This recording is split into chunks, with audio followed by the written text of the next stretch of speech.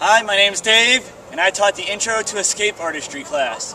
In this class, we taught how to take everyday bobby pins and turn them into lock picks. Then we have to use the lock picks to take handcuffs. These handcuffs are Smith & Wesson. I went over how to do purless, and there's one other type of handcuffs that we didn't go quite over, but since no one had them, we didn't have to. The key to picking a handcuff, there's 4 ways to put a handcuff on you. There's the keyhole facing out, the keyhole facing in, the keyhole facing out and in while they're behind your back. The hardest way to do it is the keyhole facing in behind your back. For demonstration purposes, what you do, take the pick, stick it in the cuff, opposite the ratchet exit. Great, I got it locked in there. Put it in, turn it around, pull it up, and that releases the lever. Basically what you're trying to do is a raking motion that rakes downward into the cuff. So let me make the cuff here, lock.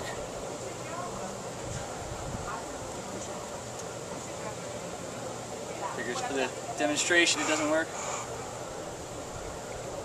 This is a pretty worn out pick. Your picks will wear out. Push right up, it comes right off. Next thing we learned is how to do rope escapes up to 100 feet. It's 100 feet of rope. What we learned with rope escapes is a lot of it is preparation. It's in preparing your body on how to bend it in such a way that when you're tied up, it won't be effective, essentially.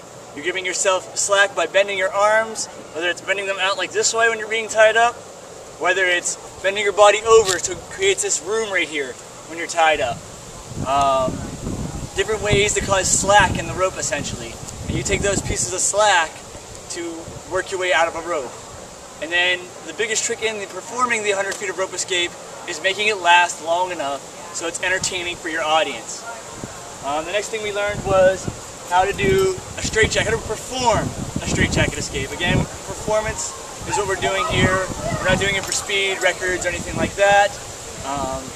Which, we went over these hoops right here. These hoops are for when you actually want to restrain yourself for like medical purposes and records and things like that. For performance sake, they do not make good entertainment, in my opinion. This is my opinion, you know, agree with it if you want. After that, we went over to the design to what's referred to as a transport belt. This is a weightlifter's belt with buckles and chains and leather restraints just buckled all onto it on both sides.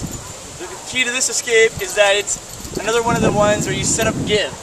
You set up give in such a way where you look like you're buckled in really tight because you have all this, you know, room in here, but then you give it out and you're free.